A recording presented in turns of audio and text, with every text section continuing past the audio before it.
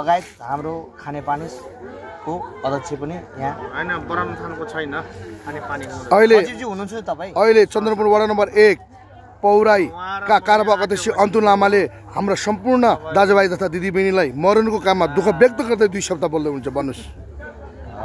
म चाहिँ आज चाहिँ यस घडीमा चाहिँ हाम्रो निवासी चाहिँ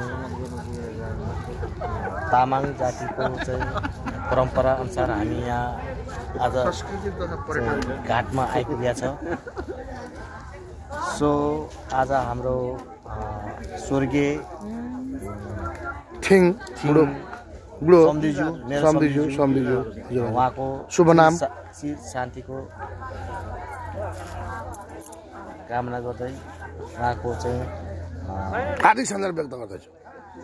त्यस्तै गरी हाम्रा पौरे बरमबा व्यवस्था समितिको चाहिँ सहसचिवज्यू पौरे बरमबा फागुन 1, 2, 3 का कार्यक्रम मेला महोत्सव तथा पौरे बरमबा 2082 महोत्सवको संयोजक तथा सहसंयोजक राम काफ्ले तथा गोपाल बहादुर वाइबा दिलकुमार राम काफ्ले एउटै हो, नाम फरक मान्छे एउटै हो भन्दै यहाँलाई यो आजको हार्दिक सम्झना व्यक्त गरिदिनु भन्न हार्दिक अनुरोध गर्दछु। व्यक्त गरिदिनुस्। धन्यवाद।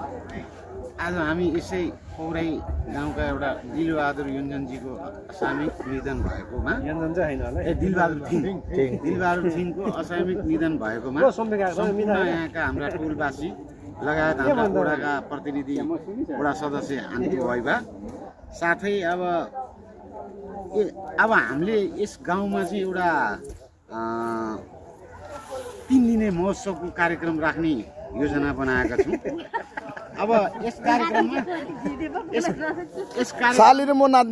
कार्यक्रममा चाहिँ संयोजकको लागि म आफू होस् न त गाउँको केही उन्नति प्रगति होस् र हाम्रो पौराईको चाहिँ केही नाम होस् भन्ने भावनाले चाहिँ गर्ने सोच राखेर चाहिँ संयोजकमा र सबै पौराईवासीका युवाहरू लगायत बरमथानका व्यवस्थापन समितिका अध्यक्ष र सम्पूर्ण साथीहरूले राखिदिएकोले म सक्दो सहयोग गरी हाम्रो यस कार्यक्रमलाई भव्य र स्तब्ध बनाइदिनु हुन सम्पूर्ण के अरे आउनुहुने भक्तजन लगायत दर्शकहरूलाई चाहिँ शान्ति सुविस्ता व्यवस्थापन उहाँले तपाईँले गर्नुहुन्छ भन्दै आजको जुन मृत्यु हुने सार्की थिङ हाम्रा मामा सम्धिकोलाई हार्दिक श्रद्धाञ्जली तपाईँले व्यक्त गरिदिनुहुन्छ भने मलाई विनम्र छ।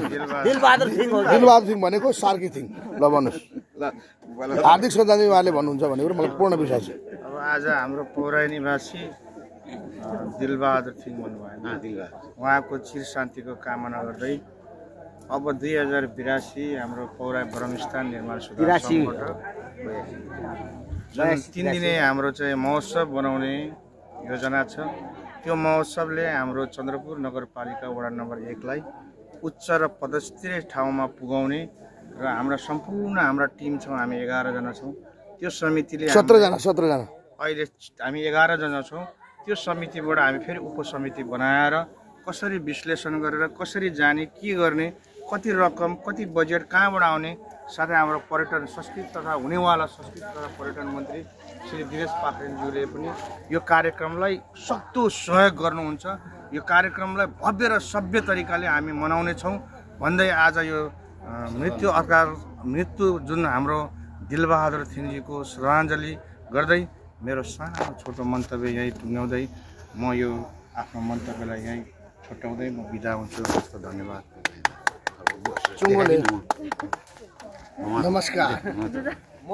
नमस्कार सम्पूर्ण पौरे बरमबासी लगायत रौतहट जिल्लाका सम्पूर्ण हाम्रा भक्तजन, पौरे बरमका भक्तजन र कुनै पनि हिसाबमा नेतृत्व गर्ने व्यक्तित्वहरू, समाजसेवी लगायत अन्य व्यक्तिहरूलाई म यहाँबाट आह्वान गर्न चाहन्छु। आज हामीले हाम्रो तामाङ संस्कार अनुसार दिलबहादुर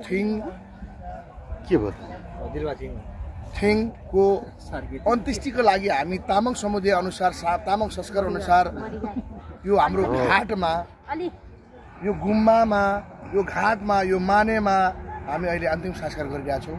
सबभन्दा पहिले उहाँलाई हार्दिक श्रद्धाञ्जली व्यक्त गर्न चाहन्छु। साथै सम्पूर्ण दुःखमा रहनुभएका उहाँका दाजुभाइ तथा दिदीबहिनी र हामी सम्पूर्ण पौरेवासीहरूलाई आफ्नो चिर शान्तिको र उहाँहरूप्रति दुःखको र उहाँहरूप्रति जुन संवेदना छ, जुन उहाँप्रतिको एउटा चाहिँ आत्मबल बढोस् र उहाँहरूलाई हार्दिक श्रद्धाञ्जली उहाँको दिलबहादुर थिङको लगायत र उहाँ समस्त परिवारलाई चाहिँ एउटा भगवान ब्रह्माबाले चाहिँ स्वच्छ मनले, पवित्र मनले, हाम्रो धर्मअनुसार, संस्कारअनुसार, तामाङको संस्कारअनुसार चाहिँ उहाँहरूले आफ्नो आत्मालाई बलियो गरी हाम्रो ब्रह्माले उहाँको आत्मालाई शान्तिको कामना गर्दै क्यामेरा उल्टो भयो यता देखाउने कटिङ हुन्छ एडिटबाट होइन हजुर मैले बोलेको। त्यसकारण उहाँहरूलाई समस्त परिवारलाई हेर्नुहुँदैछु चाहिँ एउटा आत्मबल बढोस्, शान्ति होस् भन्दै म दिनेश पाखरिन अभियन्ता कुनै पार्टीको हुँदैन। म कांग्रेस पनि हुन सक्छु, एमाले पनि हुन सक्छु। म पौरावासी बरम बाबाको मान्छे नेतृत्वमा हुनेवाला संस्कृति तथा गरिरहेछौँ। म चाहिँ यस्तो बनाउँछु आज माया गरिरहेछौँ। हामी भनेको देश बचाउँ, राष्ट्र बचाउँ, नागरिक बचाउँ भन्ने अभियानका साथ अगाडि बढिरहेछौँ। यो देशमा सबै जिरो छ अहिले। कांग्रेस पनि जिरो, एमाले पनि माओवादी जिरो, खराछ पनि जिरो, प्रष्ट छ।